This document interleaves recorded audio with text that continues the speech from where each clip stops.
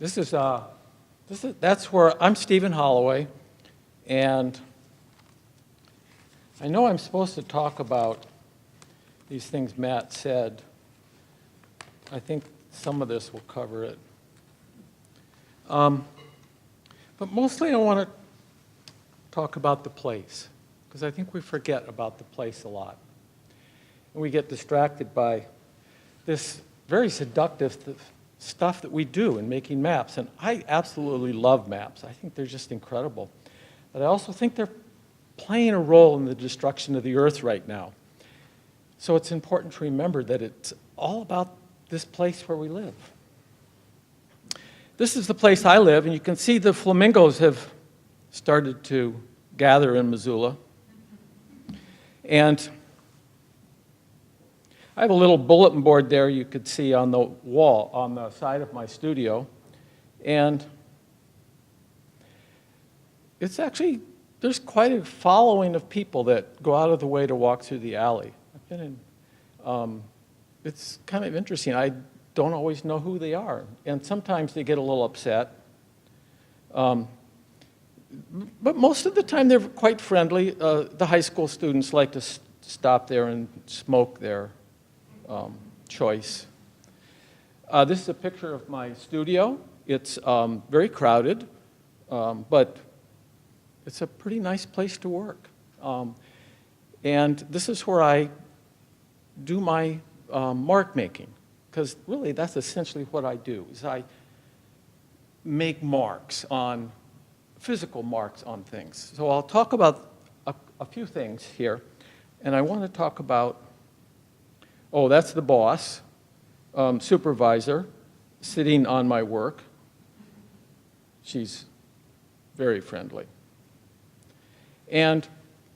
But I spent a lot of time in this extraordinarily beautiful place that I live. I am so grateful to be able to live. And I'm also grateful to be here today, because I'm here because several people wanted me here. And that's important to remember, that, and it's important for me to be grateful to that, which is that there were some people who appreciate my voice, and that's incredible. And we all should know that and give gratitude to those who appreciate our voice in the world, that livingness of a voice. Not dead artists, not dead map makers, but living ones, the people who are living and doing good work. Well, I get to go out in this extraordinarily beautiful place. This is in Glacier, actually a fairly difficult place to get to, the Dawson-Pittamakan Trail, but it's gorgeous. I often fall asleep when I'm out there. And that's good, because that's a good place to dream and be invaded by the place. The first map that I really encountered was not this one, but one that my father brought back in 1958 from the Soviet Union. I was young, and he brought back a map of the world that was huge. It took up the entire wall of his study. He wallpapered the entire wall. Of course, this was a world map, all in Cyrillic. I couldn't read any of it. And the U.S. was squished, North America was squished on both sides. Now, I'm like a kid, and then I go to school. I already have dyslexia. This just adds to the whole confusion. And I go to school, and it's the other way around. I think it kind of was an amazing experience to have that created an entrance into maps that was very fluid. The first one I bought was of the Boundary Waters Canoe Area. It's a Fisher map, a very famous map that says 25 cents. It's probably about what I paid for it. And I carried it in my pocket as I canoed across the Quetico Superior, got wet, had it in my back pocket, unfolded it, folded it up, and it's fascinating. It's very much a map. It's lakes and not lakes, but it also has the portages, and it tells you where to go and where, this map evolves over the years. So that's the first map. And, oh yeah, here. So just so we're not confused, this is the map. I'm going to talk about it a little bit later, but you can't see it, but it's up there. But I kind of like the physicality of it. It's a map. Showed up on my doorstep. And the architecture of this map is a grid. It's evolved now into a database of place names, of information about us, all sorts of stuff. I'm going to say some not nice things about this. It depends upon what we do with that database, but there's some not nice things being done with it right now. And map makers are involved in this. This is serious stuff. Our maps are being used. Well, you've got a big warship out there, and so you have a reminder of what's going on with maps in the world today. Don't get me wrong, I love maps, but we have to be very realistic about what this database inverted into a totalitarian environment that our maps are participating in. Let's not kid ourselves here. Obey. Place names, census data, our Visa cards, all of this. So that's kind of my reminder about this architecture that is supporting our maps. It's there. Don't kid yourself. The first art that I encountered was in the same place. It was the pictographs on the walls that we now know some of these in the world, in the caves in Europe, these are approaching 70,000 years old. That's staggering. Making a mark. There's a long history of making marks. This is quite a beautiful, mysterious process. This is not a map. This is a response. It's maybe a sacred response. It's a response. It's a making a response. Sometimes you see the handprints. Maybe it's I was there. There's a whole wall of thousands of handprints on the Pacific coast. It's fascinating. I was here. I am human. I was here. So that's the first art that I really experienced personally. I mean, I had exposure, my mother took me to museums and things, but this was my experience direct, because I canoed underneath this wall, wet. It's beautiful. Over here, I happened to see this piece a couple days ago, and it reminds me, this is Gagwan in the Brittany coast after he stops being a stockbroker, and he paints this, but I wanted to show it because this is so different than a map. A map is telling us this is the name of the street. This is the country boundary. This is the name of the country. But Gagwan doesn't say a thing. There's nothing there whatsoever. It's telling us. It's just saying, you decide. You decide. It's on your own.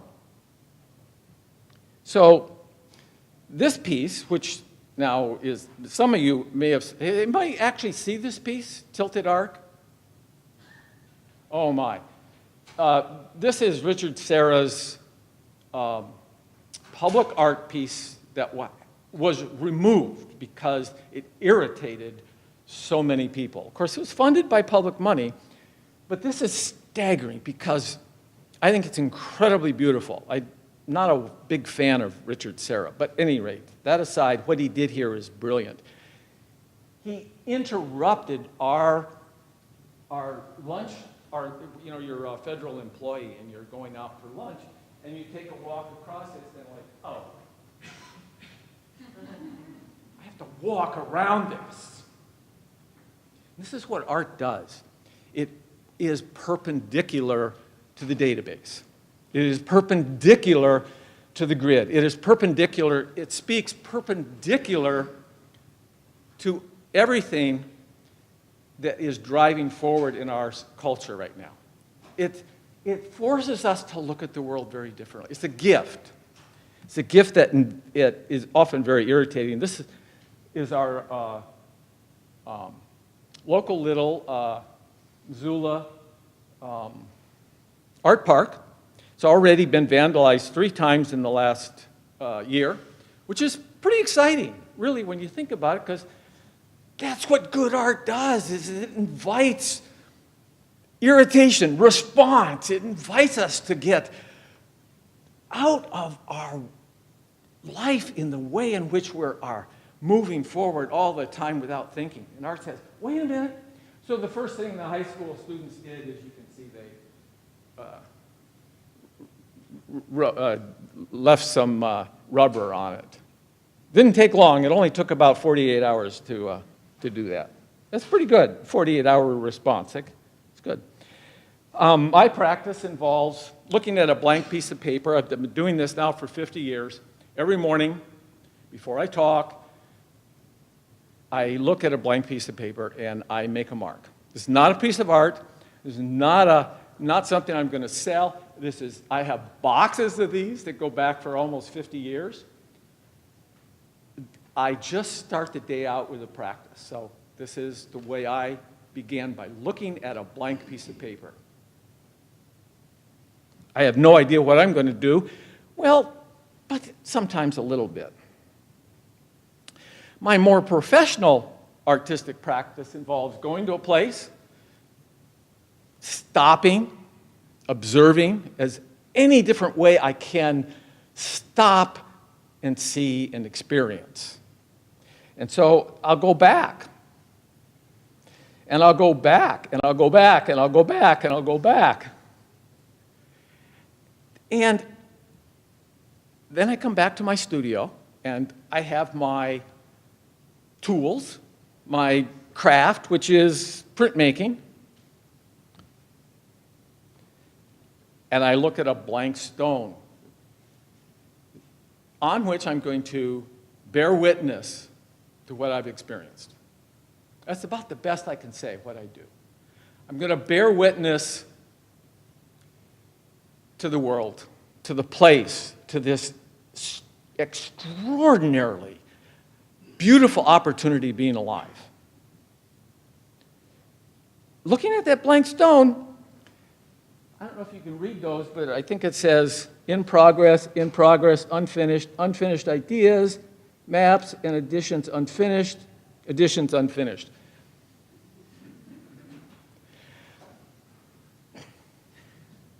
You just don't know.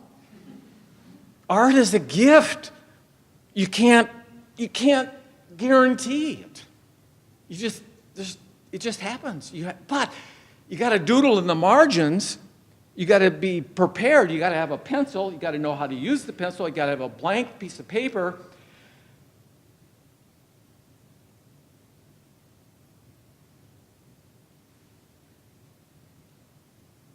It's a gift.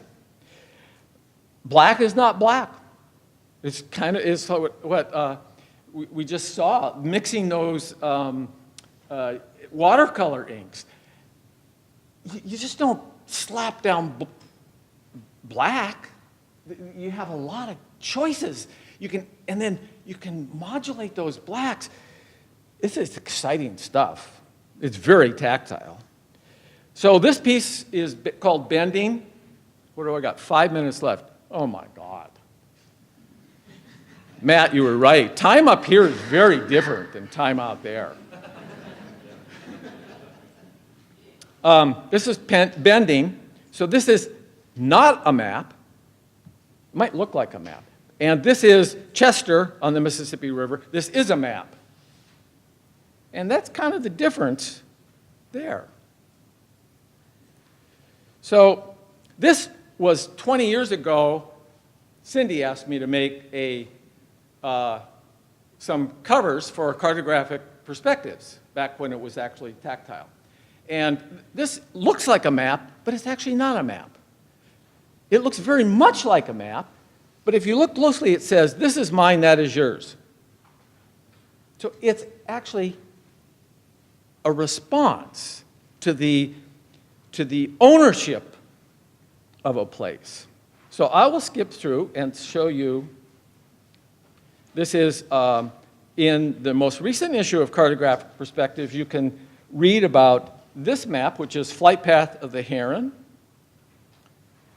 And you can read about this one, which is a response to a swim across the Golden Gate through the shadow of the Golden Gate Bridge. We don't map the shadow, but the shadow actually is more on the earth than the bridge. And the shadow is always there. Moonlight, sunlight, moving in motion on the waves. And there was this amazing experience of swimming through the shadow of the Golden Gate Bridge. Like I said, the flamingos have arrived. This is actually quite troubling.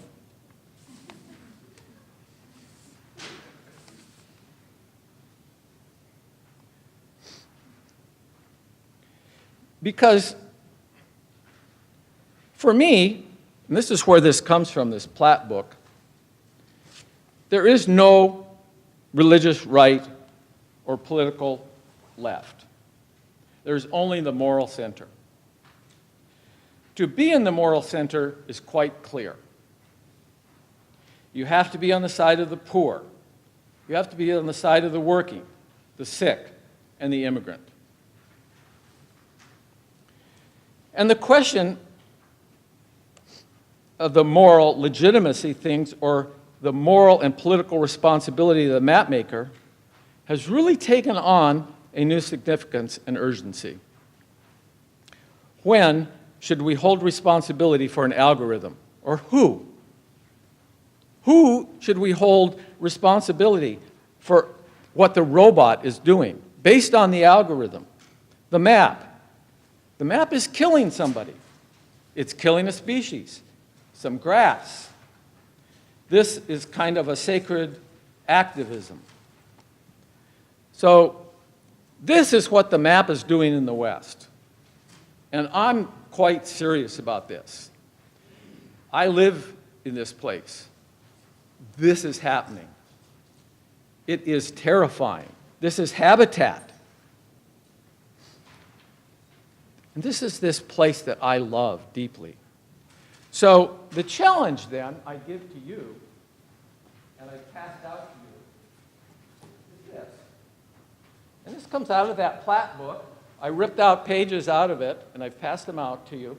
And I've taken, so this is not a map, remember. Might look like a map, but it's not a map anymore. It's a 3-matrix relief print. And it wasn't enough, huh? It's pretty close. If you want one, you just email me. I'll just send it to you. But that's 10% of that area, which is the tithe. And that's what I started out here. There were some people who tithed to make it possible to hear because they wanted my voice here. They didn't get anything, no object in return. We have commodified so much of our lives.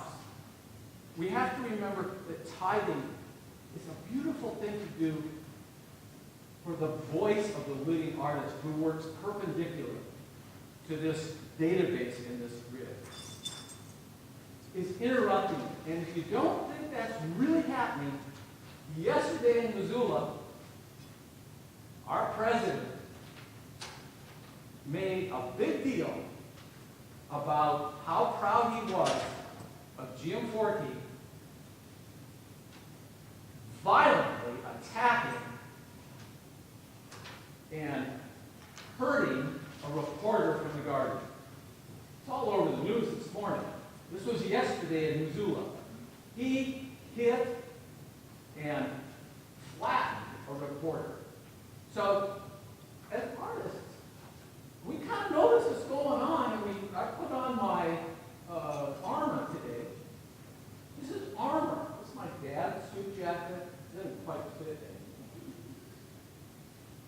It's armor to say, yes, I know that, but you told me already I could go over to you. Isn't that beautiful? You already gave me tradition.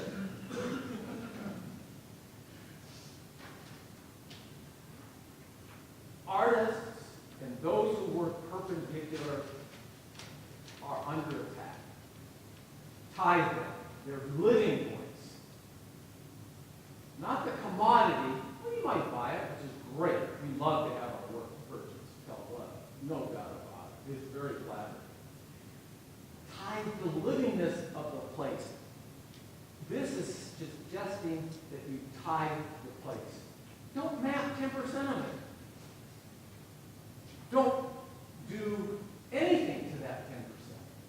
Take it off the map. Take it off development. Take it. It doesn't even have to be a park. Just let it be for the sake of the beauty and livingness of the world. That's it.